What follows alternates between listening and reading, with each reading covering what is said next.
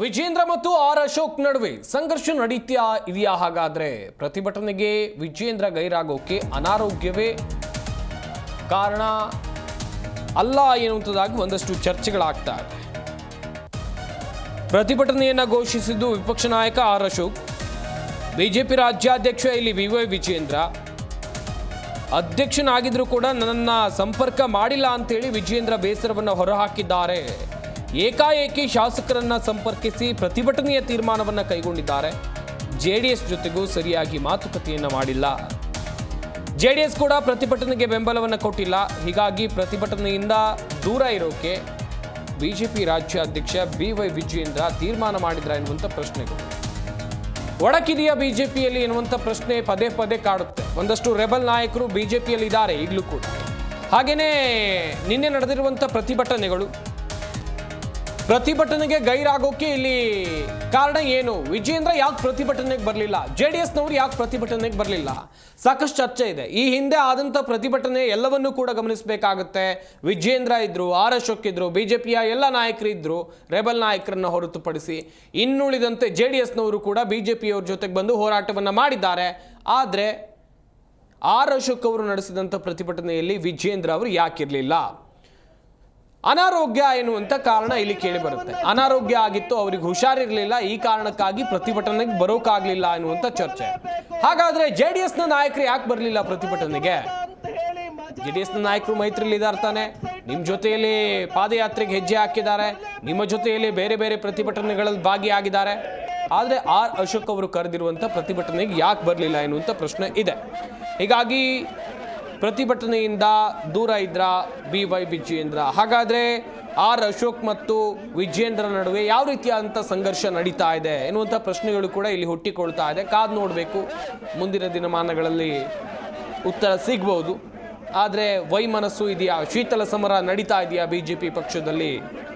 ರಾಜಕೀಯ ಪಂಡಿತರ ಪ್ರಕಾರ ನಿಜಕ್ಕೂ ಬಿಜೆಪಿಯಲ್ಲಿ ಶೀತಲ ಸಮರ ನಡೀತಾ ಇದೆ ಎನ್ನುವಂಥ ಚರ್ಚೆ ಆರಂಭ ಆಗಿದೆ.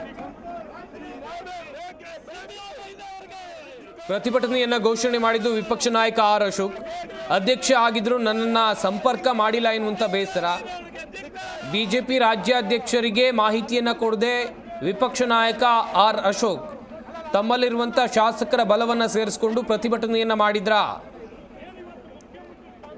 ಬಿಜೆಪಿ ರಾಜ್ಯಾಧ್ಯಕ್ಷರಿಗೆ ಪ್ರತಿಭಟನೆ ಬಗ್ಗೆ ಮಾಹಿತಿಯೇ ಇರಲಿಲ್ವಾ? ಹಾಗಾದ್ರೆ ಯಾಕೆ ಬಂದಿಲ್ಲ ಅವರು? ಹಲವು ಪ್ರಶ್ನೆಗಳಿವೆ.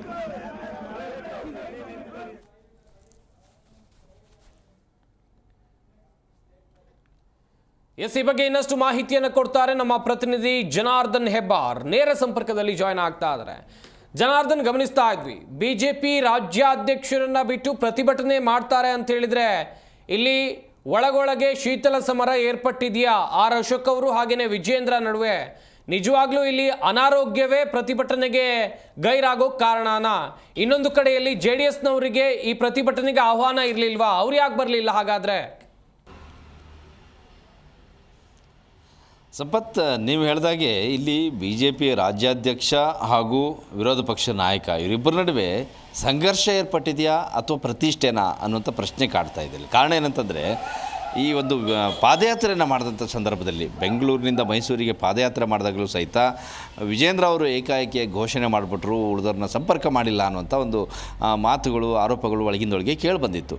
ಅದೇ ರೀತಿಯಾಗಿ ವಿಪಕ್ಷ ನಾಯಕ ಆರ್ ಅಶೋಕ್ ಅವರು ಈ ಒಂದು ಪ್ರತಿಭಟನೆಯನ್ನು ವಿಧಾನಸೌಧದಲ್ಲಿ ಗಾಂಧಿ ಪ್ರತಿಮೆ ಎದುರುಗಡೆಯಲ್ಲಿ ಪ್ರತಿಭಟನೆ ಮಾಡೋದನ್ನು ಘೋಷಣೆ ಮಾಡಿದರು. ತಮ್ಮ ಜೊತೆಯಲ್ಲಿ ಸಂಪರ್ಕವನ್ನೇ ಮಾಡಿಲ್ಲ, ಮಾತುಕತೆಯನ್ನು ಮಾಡಿಲ್ಲ. ಈ ವಿಚಾರವಾಗಿ ಚರ್ಚೆ ಮಾಡಬೇಕಾಗಿತ್ತು. ರಾಜ್ಯಾಧ್ಯಕ್ಷ ಇದ್ದೀನಿ, ಎಲ್ಲ ಶಾಸಕರನ್ನು ಕರೆದು ಮಾತನಾಡುವಂಥ ಅವಕಾಶ ಮಾಡಬೇಕಾಗಿತ್ತು. ಅದು ಬಿಟ್ಟು ಏಕಾಏಕಿಯಾಗಿ ಘೋಷಣೆ ಮಾಡಿ ಶಾಸಕರನ್ನು ಕರೆದಿದ್ದರಿಂದ ಎಲ್ಲೋ ಒಂದು ಕಡೆಯಲ್ಲಿ ವಿಜೇಂದ್ರ ಅವರು ಸ್ವಲ್ಪ ಬೇಸರ ಪಟ್ಟಿದ್ದಾರೆ.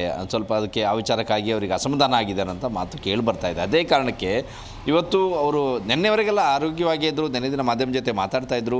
ಇನ್ನೊಂದು ಕಾರಣ ಏನಂತ ಅಂತಂದರೆ ಸಂಪತ್, ಈ ಒಂದು ಅನುಮಾನ ಮೂಡೋದಕ್ಕೆ ಕಾರಣ ಏನಂತಂದರೆ, ನಿನ್ನೆ ದಿನ ಅವರು ಮಾಧ್ಯಮದ ಜೊತೆಯಲ್ಲಿ ಮಾತನಾಡುವಂಥ ಸಂದರ್ಭದಲ್ಲಿ ನಾವೇ ಅವ್ರನ್ನ ಪ್ರಶ್ನೆ ಮಾಡಿದ್ವಿ, JDSನವರು ಈ ಪ್ರತಿಭಟನೆಯಲ್ಲಿ ಪಾಲ್ಗೊಳ್ತಾರಾ, ಅವರಿಗೆ ಆಹ್ವಾನ ಕೊಟ್ಟಿದ್ದೀರಾ, ಅವ್ರ ಜೊತೆ ಚರ್ಚೆ ಆಗಿದೆಯಾ ಅನ್ನೋದನ್ನು ಕೇಳಿದಾಗ ವಿಜೇಂದ್ರ ಅವರೇ ಹೇಳಿದರು ಅದನ್ನು ಅಶೋಕ್ ಅವರು ನೋಡ್ಕೊಳ್ತಾರೆ, ಅವರೇ ಮಾತುಕತೆಯನ್ನು ಮಾಡ್ತಾರೆ. ಅಂದರೆ ಈ ಪ್ರತಿಭಟನೆ ಅದಕ್ಕೆ ಸಂಬಂಧಪಟ್ಟ ಕೋಆರ್ಡಿನೇಷನ್ ಇದೆಲ್ಲವೂ ಕೂಡ ಜವಾಬ್ದಾರಿ ಅವ್ರದ್ದು, ನನಗೇನು ಸಂಬಂಧ ಇಲ್ಲ ಅನ್ನೋವಂಥ ಅರ್ಥ ಬರುವ ಹಾಗೆ ಅವರು ಮಾತನಾಡಿದರು. ಆ ಕಾರಣಕ್ಕಾಗಿ ಅವರು ಹಾಗೆ ಮಾತಾಡಿರುವಂಥ ಹಿನ್ನೆಲೆಯಲ್ಲಿಯೇ ಈ ಎಲ್ಲ ಅನುಮಾನಗಳು, ಎಲ್ಲ ಪ್ರಶ್ನೆಗಳು ಮೂಡಲಿಕ್ಕೆ ಕಾರಣ ಆಗಿದೆ. ಆದರೆ ವಿಜೇಂದ್ರ ಅವರು ಇವತ್ತು ಬರದೇ ಇರುವಂಥದ್ದು, ಪ್ರತಿಭಟನೆಗೆ ಬರದೇ ಇರುವಂಥದ್ದು, ಒಂದು ಕಡೆಯಲ್ಲಿ JDSನ ನಾಯಕರು ಕೂಡ ಪ್ರತಿಭಟನೆಗೆ ಬರದೇ ಇರುವಂಥದ್ದೆಲ್ಲ ನೋಡಿದಾಗ ಒಳಗೊಳಗೆ ಏನೋ ಒಂದಿಷ್ಟು ಅಸಮಾಧಾನದ ಬಗ್ಗೆ ಹೇಳ್ತಾ ಇದೆ, ಅಸಮಾಧಾನ ಉಂಟಾಗಿದೆ ಅನ್ನೋದು ಇಲ್ಲಿ ಸ್ಪಷ್ಟವಾಗಿ ಗೊತ್ತಾಗುತ್ತೆ. ಇದನ್ನು ನಾಳೆ ದಿನ ಅವರು ಸರಿಪಡಿಸ್ಕೋಬೋದು, ಆ ರೀತಿ ಏನಿಲ್ಲ ಅಂಥೇಳಿ ಕೂಡ ಅವರು ಸಂಜಾಷಣೆ ಕೊಡ್ಬೋದು. ಆದರೆ ಇವತ್ತಿನ ಸನ್ನಿವೇಶಕ್ಕೆ ನೋಡಿದಾಗ JDSನವರು ಬಂದಿಲ್ಲ, ಅವರಿಗೆ ಆಹ್ವಾನ ಕೊಡುವಂಥ ಕೆಲಸ ಆಗಿದೆಯೋ ಇಲ್ವೋ, ಅದ್ರ ಚರ್ಚೆ ಮಾಡೋಂಥ ಕೆಲಸ ಆಗಿದೆಯೋ ಇಲ್ವೋ, ವಿಜೇಂದ್ರ ಅವರೇ ಮಾತಾಡಬೇಕು ಅಂತ JDSನವರು ಏನಾದ್ರು ನಿರೀಕ್ಷೆ ಮಾಡಿದ್ರು ಅಥವಾ ಅಶೋಕ್ ಅವರು ಮಾತಾಡಿದಾರೋ ಇಲ್ವೋ, ಇದೆಲ್ಲ ಪ್ರಶ್ನೆಗಳಿದ್ದಾವೆ. JDSನವರು ಪಾಲ್ಗೊಂಡಿಲ್ಲ. ಭಾಳ ಮುಖ್ಯವಾಗಿ ರಾಜ್ಯಾಧ್ಯಕ್ಷರಾಗಿ ವಿಜೇಂದ್ರ ಅವರೇ ಬಂದಿಲ್ಲ, ಪಾಲ್ಗೊಂಡಿಲ್ಲ ಅನ್ನೋದು ಇಲ್ಲಿ ಮೇಲ್ನೋಟಕ್ಕೆ ಸ್ಪಷ್ಟವಾಗಿ ಗೊತ್ತಾಗ್ತಾ ಇದೆ. ಒಳಗೆ ಅಸಮಾಧಾನ ಹೊಗೆ ಆಡ್ತಾ ಇದೆ, ಸಂಘರ್ಷ ಶುರುವಾಗಿದೆ ಅನ್ನೋದು ಇಲ್ಲಿ ಸ್ಪಷ್ಟವಾಗಿ ಗೊತ್ತಾಗುತ್ತೆ. ಸಂಪತ್, ಥ್ಯಾಂಕ್ ಯು ಜನಾರ್ದನ್ ತಮ್ಮೆಲ್ಲ ಡೀಟೇಲ್ಸ್ಗಾಗಿ. ನಮ್ಮ ಪ್ರತಿನಿಧಿ ಜನಾರ್ದನ್ ಹೆಬ್ಬಾರ್ ಕೂಡ ಮಾಹಿತಿಯನ್ನು ಕೊಡ್ತಾ ಇದ್ರು. ಒಂದು ರೀತಿಯಲ್ಲಿ ಶೀತಲ ಸಮರ ಅಥವಾ ಸಂಘರ್ಷವ ಇದು.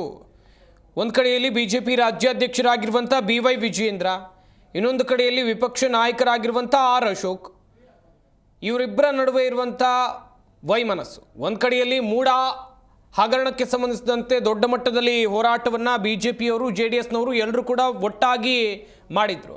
ಈಗ ಆ ಹೋರಾಟದ ಫಲ ಅಂತ BJPಯವರೇ ಹೇಳ್ತಾ ಇದ್ದಾರೆ. ಇಂಥ ಸಂದರ್ಭದಲ್ಲಿ CM ಮೇಲೆ FIR ದಾಖಲಾಗಿರುವಂಥ ಸಂದರ್ಭದಲ್ಲಿ, ಕೋರ್ಟ್ ಕೂಡ ತನಿಖೆಗೆ ಆದೇಶ ಮಾಡಿದಂಥ ಸಂದರ್ಭದಲ್ಲಿ ಈ ವೈಮನಸ್ಸು ಉಂಟಾಗಿರೋದು ಅಥವಾ ಈ ವೈಮನಸ್ಸು ಉಂಟಾಗಿದೆ ಅಂತ ಹೇಳ್ತಾ ಇರೋದು ಮುಂದಿನ ಹಂತದಲ್ಲಿ ಪಕ್ಷಕ್ಕೆ ಡ್ಯಾಮೇಜ್ ಮಾಡಲ್ವಾ, ನಿಜಕ್ಕೂ ಡ್ಯಾಮೇಜ್ ಮಾಡಲ್ವಾ ಎನ್ನುವಂಥ ಪ್ರಶ್ನೆ ಇದೆ. ಇನ್ನೊಂದು ಕಡೆಯಲ್ಲಿ BJPಯಲ್ಲಿ ಸಪ್ರೇಟಾಗಿ ರೆಬೆಲ್ಸ್ ನಾಯಕರೇ ಇದ್ದಾರೆ.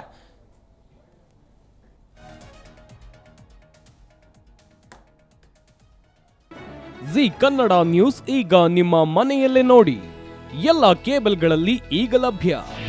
ನಿಮ್ಮ ನೆಚ್ಚಿನ ಜಿ ಕನ್ನಡ ನ್ಯೂಸ್ ಈಗ ಸನ್ ಡೈರೆಕ್ಟ್ ನಲ್ಲಿ number 292, Tata play number 1664, Jio TV number 1334, NXT digital number 30, in cable number 30, city networks 51, U digital number 162, GTPL number 17, Rockline telecommunications number 42, Shri Basaveshwara cable number 168, rural cable network 60, Vinayaka digital 57, Abhishek cable 821, city channel 53, Siddeshwara cable network 57, V4 digital Infotech 628, Surya digital networks 53, Gajanan digital number 836, Malnad Infotech Private Limited number